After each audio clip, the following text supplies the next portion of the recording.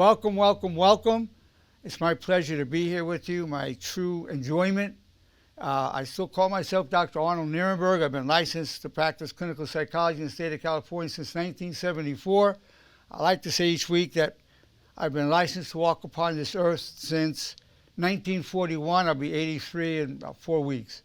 So it's a big number for me. I'm very happy to be alive and to be here with you.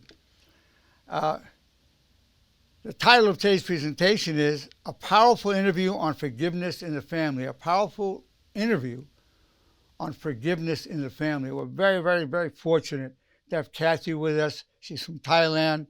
She's going to talk about what's really going on in her family and how she went to forgiveness, how she really dealt honorably with everything. I think she's totally amazing, very beautiful human being. And with all the trauma she's been through, she still turned out to just be an extremely beautiful human being. So it shows it's possible.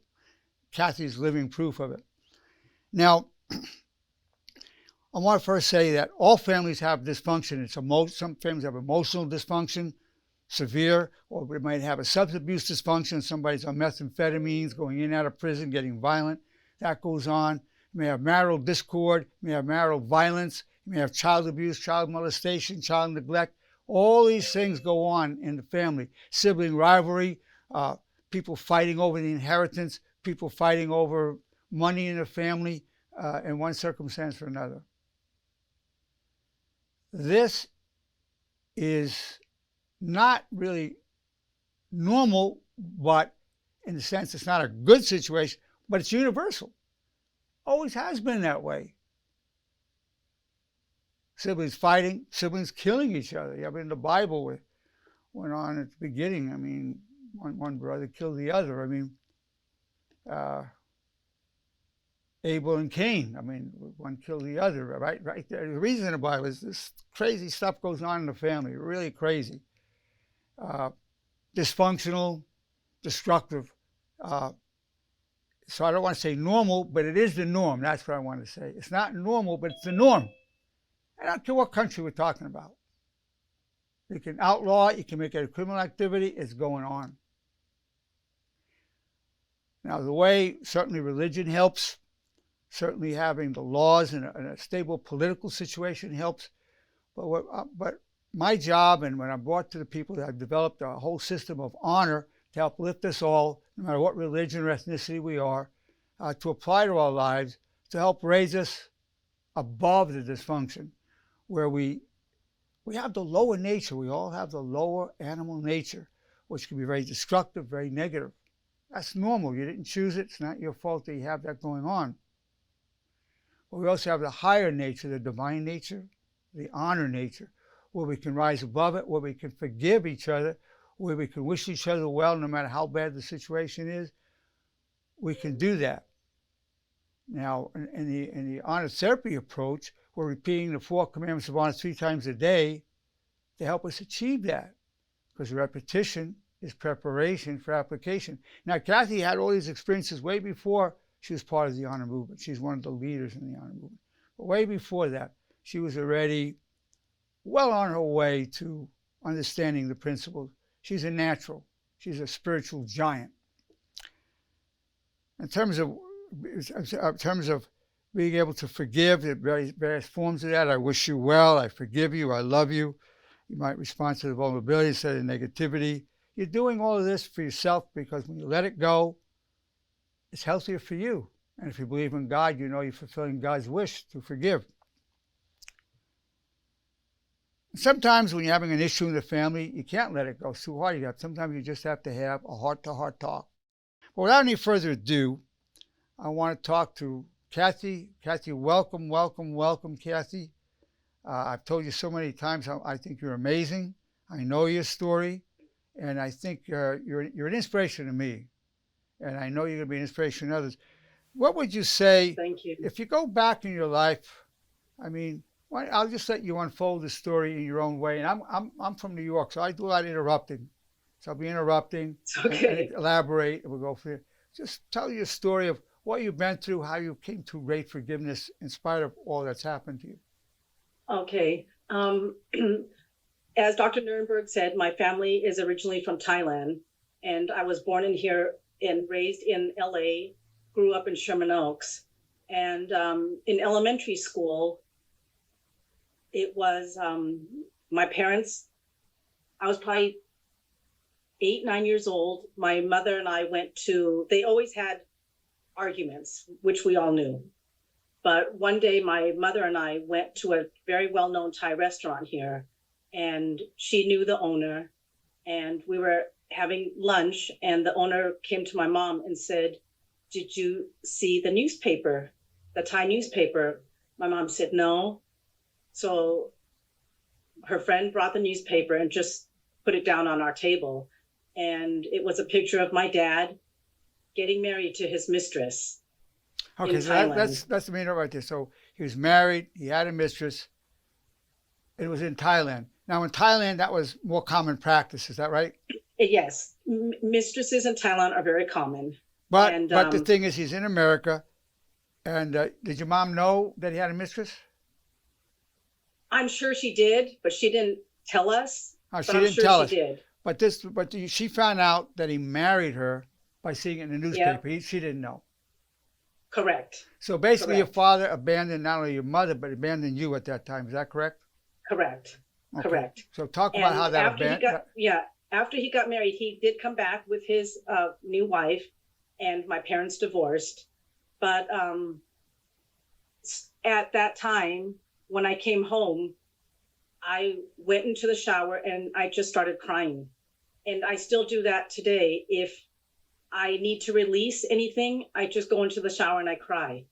And it's just so that I would have an excuse, like, "Kathy, why are your eyes red?" "Oh, I took a shower, soap got in my eye." But so that was that. And at that time, hardly anyone gets divorced. So I was Asian in a mostly all white school in Sherman Oaks, and my parents were divorced. So I was the one that was like people would be pointing at, and other parents didn't want their kids hanging around with me. So So right um, there. Now you felt ostracized. You became an correct. outsider. You didn't fit in. That's painful right there. It had to be lonely. Right. And being in elementary school, it was even worse, The formative because years. Yes, it can yes, actually affect your ability to even trust. right. Now, did you feel angry? Did you feel hurt? What was the feeling behind that? I felt all the emotions. I felt angry. I felt hurt. And my mom was a drinker, and she would get drunk a lot. And one night, she tried to suffocate me with a pillow. And I was probably 8, 9 years old.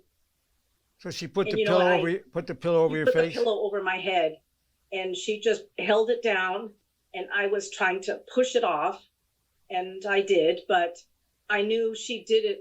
One, she was upset, but two, it was because she was drunk. And I never, I never, after that, I never even spoke to her about that.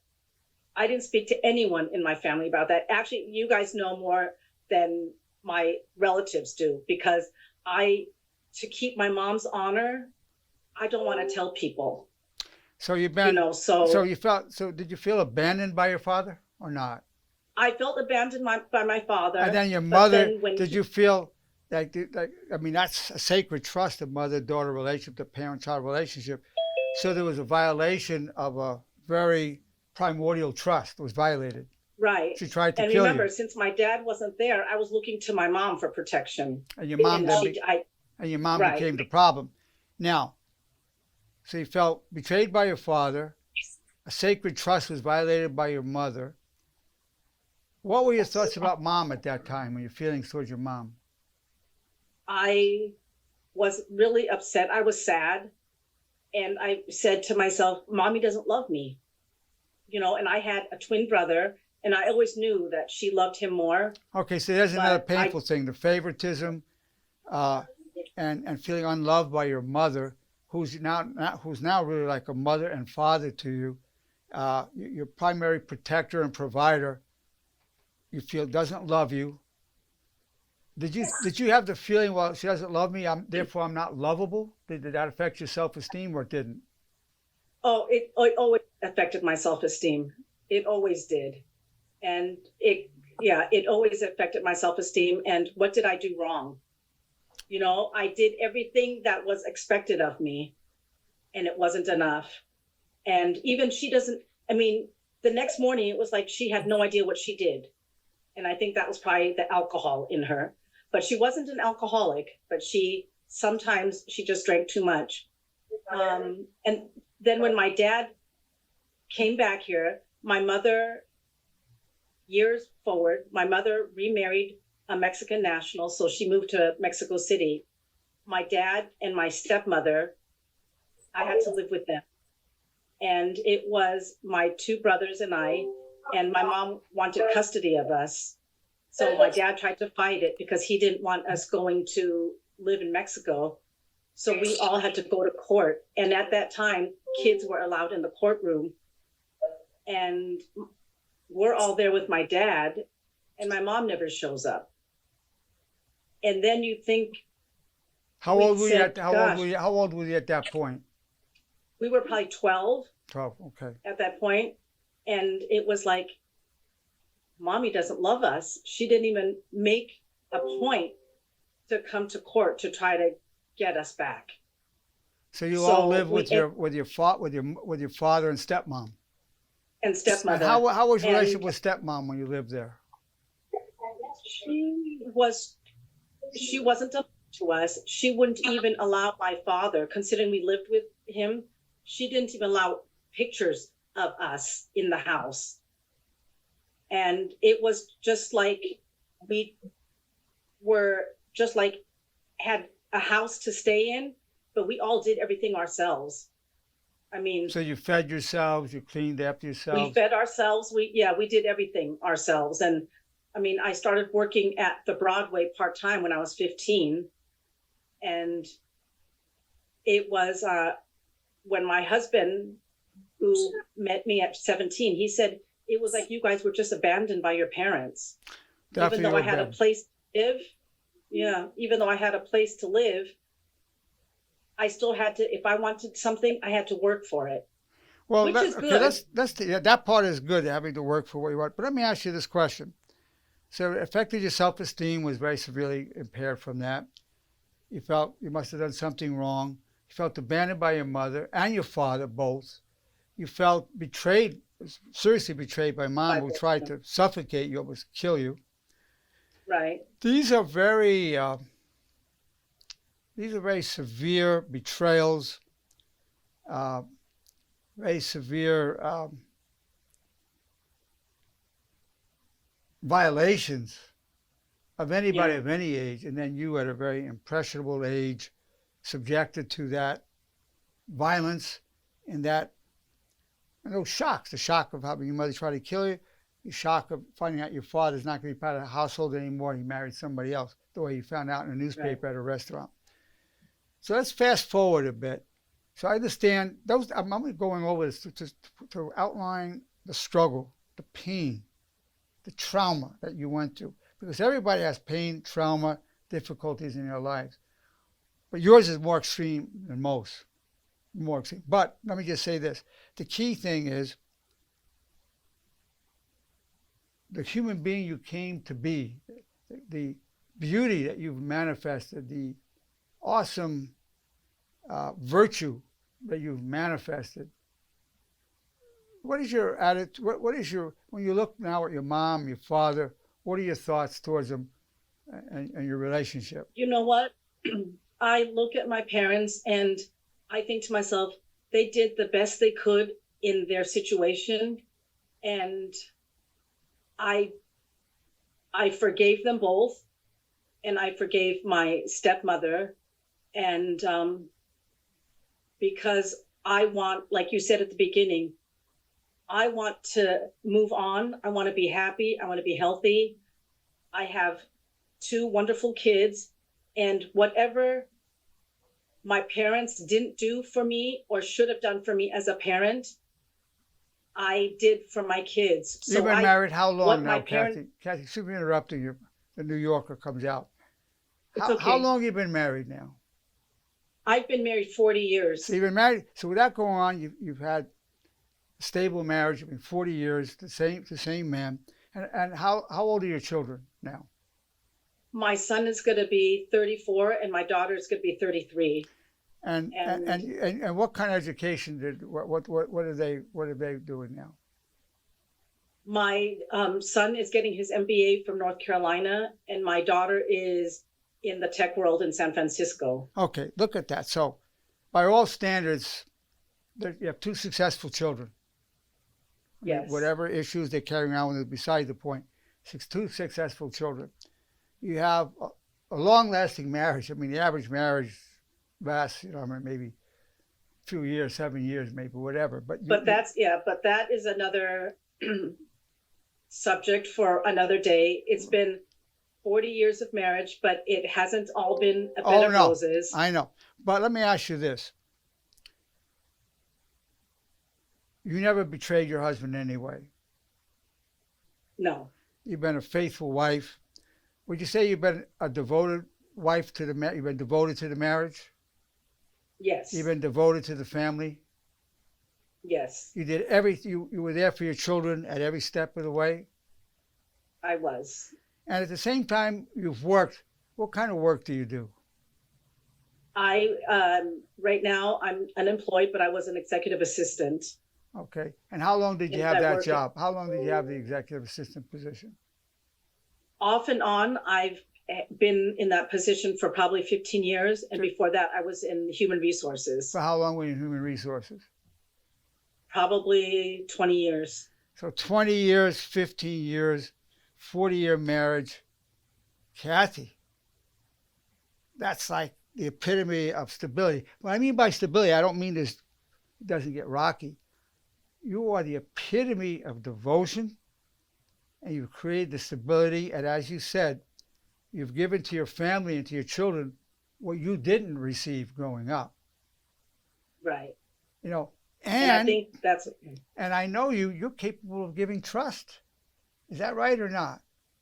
Yes. Now look at that. Look at that. That's like amazing.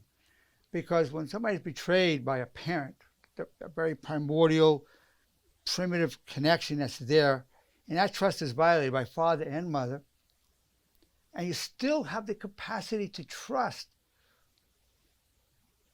that's like a miracle. See, when you look at the context of your life that you can trust, they have so much love in your heart, because I see what a loving person you are, what a sweet person you are, what a devoted person you are. All of this, given one of the most dysfunctional backgrounds people can have. I mean, we all have dysfunction, but this is like on the extreme end of it. What is it about you that enabled you to achieve this amazing thing? You know what? I think a lot of it is forgiveness, and it's so that I can move forward, I could be happy. And the thing is, if I don't forgive my stepmother, if I didn't forgive my mother, my father, then I don't have a family. Now, I know you made a trip to Mexico. Your mom's in Mexico doing a lot of work for the homeless. She became quite saintly at this point in her life. And you flew out there to see her, didn't you? I flew out there to see her. And the thing is, every time we are together for more than 2-3 days, we're always arguing. Always arguing because. But how about this last time? How about this last time? This last time, I didn't argue with her because whenever I would be getting upset, I wished her well. And since I've been seeing you, I've been a lot calmer. And she even noticed. She goes, gosh, this is the longest you've been with me, and we haven't argued. I mean, literally, I was with her for 10 days. See, that's a miracle, too. That's amazing. Now, that's a beautiful, beautiful aspect of you. Now, your father, how often do you talk to your father? Well, he passed away 2 years ago, but I used to FaceTime him every week. And now I still FaceTime my stepmother, who was my dad's mistress. You FaceTime your. How they're- often do you talk to your stepmother, who was your dad's mistress? I call her at least once a month just to make sure she's okay. Okay, okay. I would say this is honorable, and I would call it even saintly. I would call it even saintly. Now, whether everybody's capable of that, some people would just turn to drugs, alcohol, crime, sexually acting out, defiance. You didn't do that. No, because you know what? I had to honor myself too. I still had a life. I still was a mother to my kids and a wife to my husband. I just had to keep moving. And sometimes, I mean, it was really rough for me, but. Well, the person that you become, the virtuous person that I know, it's been my privilege really to get to know you and to see the magnificence of who you are. Wow.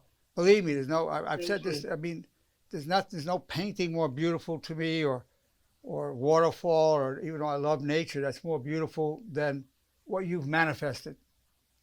Unbelievable, unbelievable. It's amazing. And it's my good fortune to know you. You came to me as a patient. You're now part of the honor movement. So you're what I call a succession. You can have, you could have a woman who's super gorgeous. If you're a good-looking woman, I'm talking about somebody who says perfect woman looks, and super rich, beautiful home and cars. But if she doesn't have honor, she's a loser. See, you're a success. Only honor defines success. Then, of course, you want to look good, be healthy, make money, and all the rest. You are, in the true sense of the word, the true sense, a great success. I, for one, am extremely proud of you.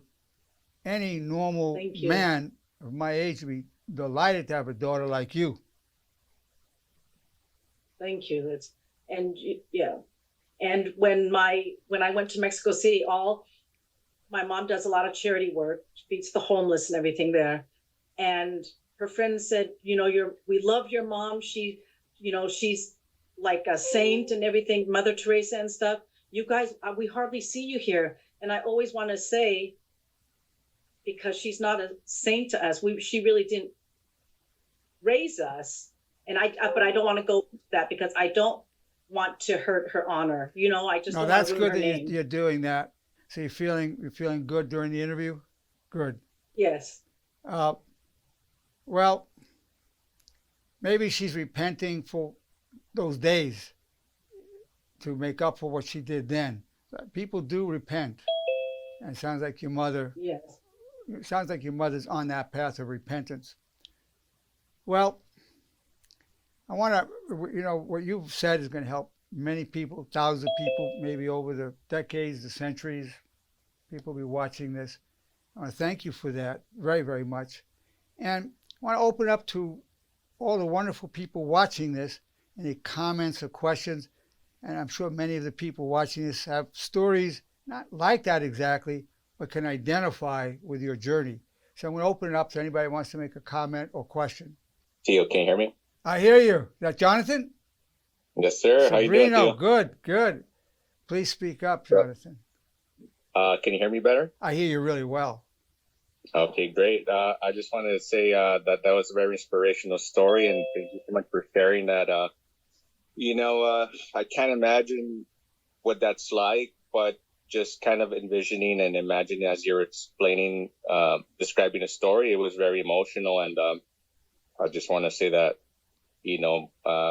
it's very, like I said, inspirational that you're strong spiritually and we're able to achieve just to surpass all that. And it's kind of like I don't want to say it's a beautiful story, but the turnout is something that it made you who you are, and I commend you for that. Thank you. Thank you for sharing that. Thank you. Thank you, Sabrina. I concur with everything you said, and I knew this would be the effect. Yeah, Theo. So thank you for having me. You're welcome. Anybody else have anything you want to ask or say? Question: how long did it take for you Who's speaking, please? Oh, Rachel. Oh, Rachel. Hi, Rachel. Yeah. Hi. How long did it take for you to get to the point of, I would say, like forgiving and your acceptance and like freedom for yourself? You know what? It took me a while. Um, Like how long? A year, 20 years, 10 years, roughly? to forgive everything that was going on. It's taken me probably 10 years, but to really come to grips with what my mom did, probably I was in my 20s. So that would Because, be 10 or 15 years? yeah, and because you never, especially because I never brought it up to her, and Yep. never will I bring it up to her, So there was no sitting because down she's and not having, going to remember. there was never Oh, a heart-to-heart talk about No. Oh, No. I guess I'm in that kind of a boat currently. I am in a position where I will never be able to bring myself to confront my biological father. I'm a survivor of SI. And so so that's moving forward from that is kind of been hard to find the freedom for that. But on my mother aspect, I feel like that has been a little more obtainable, but I was like, how do you, without confronting the situation, move forward? But Well, like for it you, took 10 or 15 years, so Rachel, it'll take you a while. But also, I can tell you this, we can accelerate it if you're going, I wish you well, I forgive you, and you're repeating that. I wish you well, and whatever you think of them, or doing it at least 3 times a day, you want to be repeating it through the day. That'll accelerate it. You might be able to do it in, much less time than that, possibly. I go, I wish you well. Yeah. And I forgive you. That could make a difference, Rachel. Thank you for sharing that. I think a lot of people have unresolved issues that they're not able to have a heart-to-heart talk, which would have helped, but a lot of times it's not doable. Thank you, Rachel. Yeah, and I don't bring it up to my mom because she's 84. I just want us to be happy going forward. We have less time in front of us than we do behind us. And it's all not part of your culture to bring these things up. Is that right? Exactly. Yeah. I mean, we never talk about it. Yeah. Well, even without talking about it, you move forward. I mean, it's amazing. Anybody else have anything you want to ask or say before we conclude? Dr. Nerenberg, this is Fernando. Fernando, always good to hear from you, Fernando. Great. Just really short, while Kathy was sharing her story, I kind of had a poem that came to mind. It's very short. I'm going to read it if that's okay. Please do. It's actually from Tupac Shakur. It's a rapper, but a lot of people don't know that he was actually a poet before he was doing any of that. So the poem is called The Rose That Grew from the Concrete. And it says, did you hear about the rose that grew from a crack in the concrete? Proving nature's laws wrong, it learned to walk without having feet. Funny it seems, but by keeping its dreams, it learned to breathe fresh air. Long live the rose that grew from the concrete when no one else even cared. So I just kind of felt like that was that's totally right on. That's beautiful. Fernando, that's totally right on. I just spoke to Kathy's story, where you were able to blossom in a very dysfunctional environment and kind of defying, all kinds of laws and things to be successful, and also to kind of continue carrying that on to your children. So I applaud you. That's beautiful. Thank you for sharing that. Well, and Kathy, you are that rose that sprang from the concrete. You are that rose. Yeah. That's beautiful. Thank you. Yeah. Thanks, Fernando. Anybody else have anything you want to ask or say? Dr. Nerenberg. Yes. Please announce your name. Me, Brandon. Brandon. We have another poet here. Great. Brandon. What is it? First, shout out to Fernando with the Tupac quote, R.I.P. Tupac. And then, Kathy, I want to thank you for sharing your story. I apologize if you guys hear the washing machine and dryer in the background. But basically, I just want to thank you for your story, how you shared everything, your resilience, how you powered through all your challenging obstacles, especially having that, big time warrior spirit. And every time everybody hears warrior spirit, they think that, you know, you have to do that in battle, but you can actually do that in life as well. And so to see how far you've come, you know, is very, very inspiring. I too basically have kind of dealt with the unfortunate events of, you know, dealing with the favorite child and all that, but him being spoiled, you know, throughout our childhood, and, you know, me basically being the oldest one, you know, being looked at as you know, the runt and everything, but how things have turned, and you know, now I'm looked at as a success in my family, and he's been basically in and out of prison, and it's just like, you know, it's very hard because the situation that I have with this relationship with my parents, basically, you know, there's been a multitude of times where throughout my adult life they haven't been there, whether it been, you know, graduation from basic training, welcoming me back from Iraq, the birth of my children. They weren't there for that. They weren't there for any of that. Yeah, none of that. Wow. While basically close family friends, my, you know, mother-in-law. Brandon, let me interrupt you for a moment. Firstly, the key word is resilience. Honor will increase resilience, and forgiveness is a part of honor. I want to ask you, that's that favoritism and that actual neglect that you've gone through, that's very challenging, very damaging, can be very damaging. I want to ask, do you forgive them? Oh yeah, I forgive them. I just have this knack of the prove you wrong mentality, and it's been part of me for. Well, it drove you. I mean, you served your country. You've been in the military. You've succeeded in so many dimensions. You're a great poet. I mean, yeah. Do they respect you now or not? It's kind of hard to say because, you know, I've invited them to basically come to, you know, my new home here in San Diego, our dream house. They haven't showed up once. I've had, you know, family from Georgia and Texas and, you know, people here in California that basically have come multiple times, but they haven't even showed up once. And so it's just like, and it's not like they're super far away. They're only in Las Vegas, and I'm here in San Diego. So it's just, you know, it's very, very difficult. Well, let me say this, Brandon. I have 7 children, and as I was saying to Kathy, any normal man would be proud to have a son like you, with the attitude that you have and the man you are at this time. Any man would be proud to call you son. So your parents, it's a big loss for them. It's a loss for you, but it's even a bigger loss for them. Big loss. Yeah. But these go on. I hear these stories all the time of people, the favoritism, the neglect, and in your case, the forgiveness. Because you're an honorable man. You serve your family, you serve your community, you've served your nation. You're a poet. You're a deep man. I would call you a success, and you've achieved that. Your brother, it's unfortunate that, a lot of times that enabling and spoiling a child weakens him, doesn't strengthen him. So you got stronger from it. And the warrior spirit is this, to seek to gain power from hardship. That's why one of the 4 commandments of honor, and I call it the warrior's commandment of honor.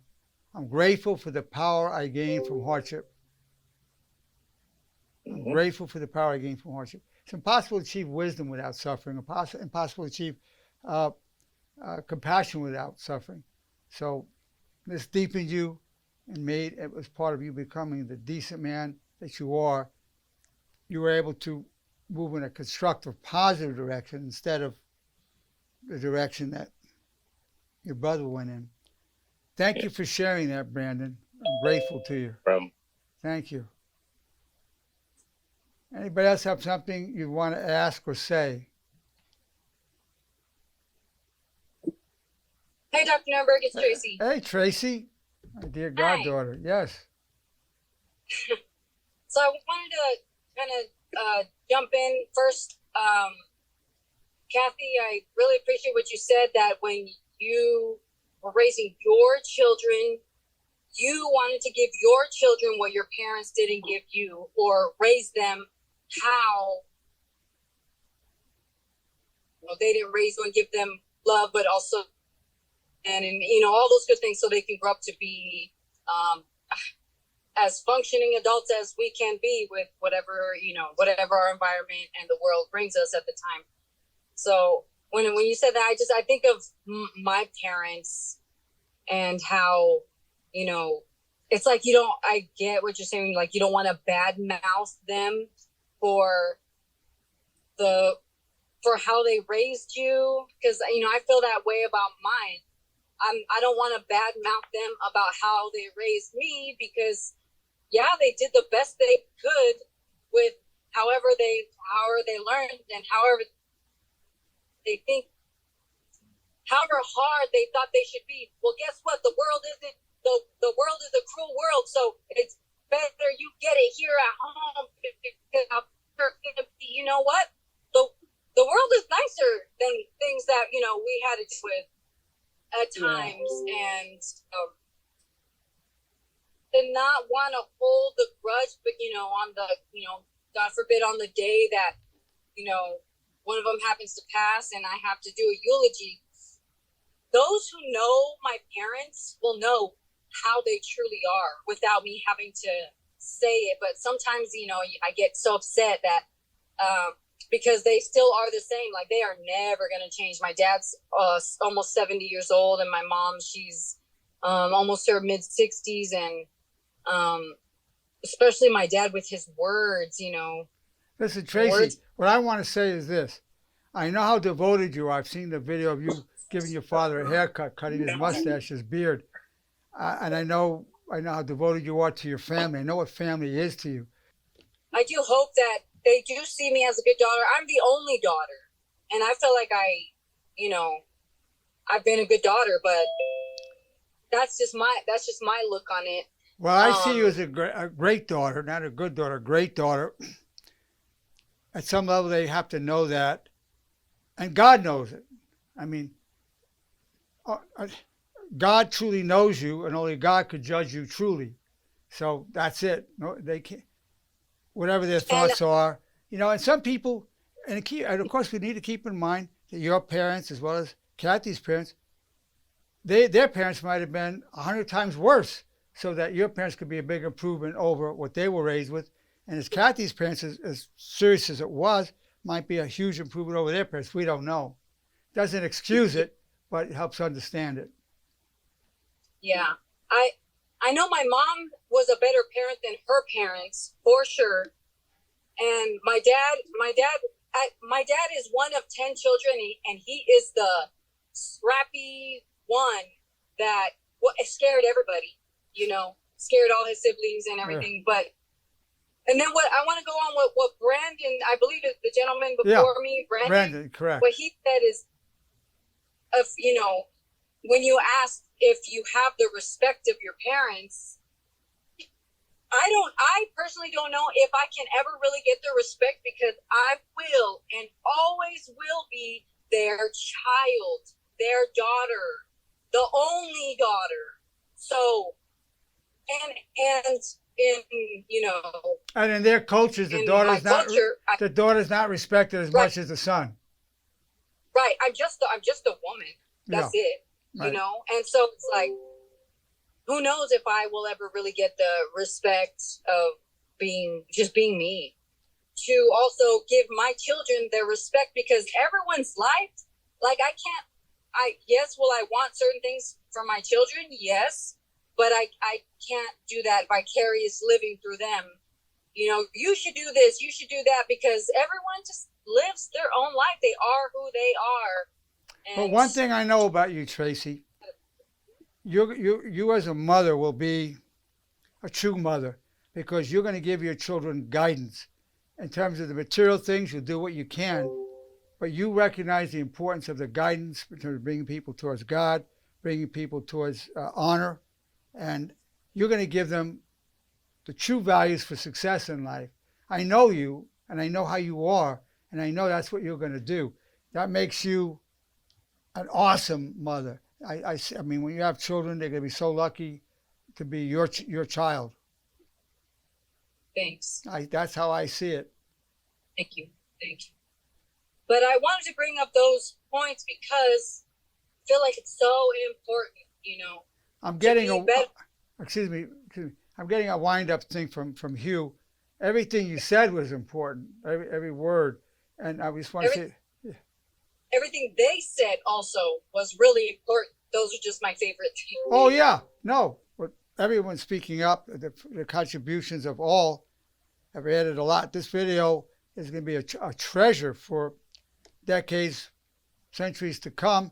And you, as the primary sustainer in the honor movement, will be part of carrying this on, and somebody after you will carry it on. We have other sustainers who will be there assisting you with that. Well, thank you, Tracy. Thank you very much. Now, Kathy, we're just going to conclude. Let me say goodbye to you. See you.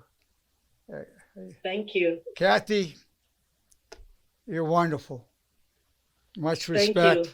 Much respect. And Thank you so much. and gratitude from me and from all of us. Thank you so much for letting me share my story, and I hope it makes everyone just move forward. Thank you. Thank you very much. Thank you. Good night, everyone. Thank you. Good night, everybody. Thank you so much Good for night. sharing.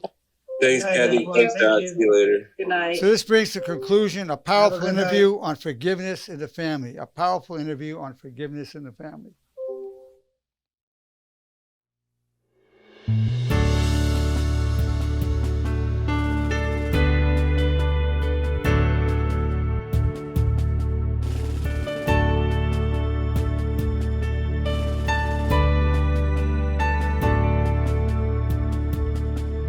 The sea of destiny is in your deepest struggle.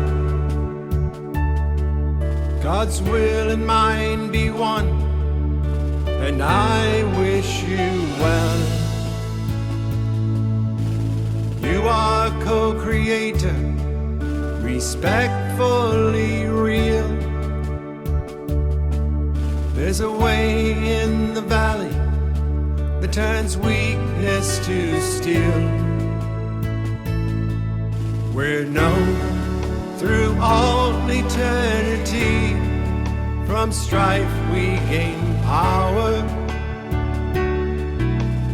clothed in grace and love, disciples of honor. All the days of our lives refuse the way of shame. We wish nobody harm, have no one to blame. Your high calling will be done, and pure eyes now glow. In darkness crave the good, like waters from the desert flow.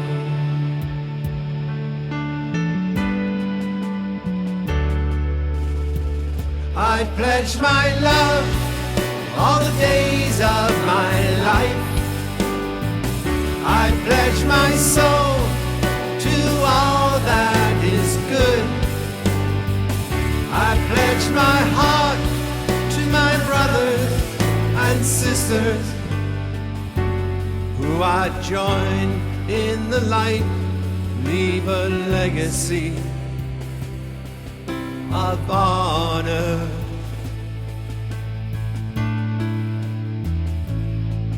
We're known through all eternity. From strife we gain power, clothed in grace and love, disciples of honor. All the days of our lives refuse the way of shame. We wish nobody harm, have no one to blame. Your high calling will be done, and pure eyes now glow. In darkness crave the good, like waters from the desert flow.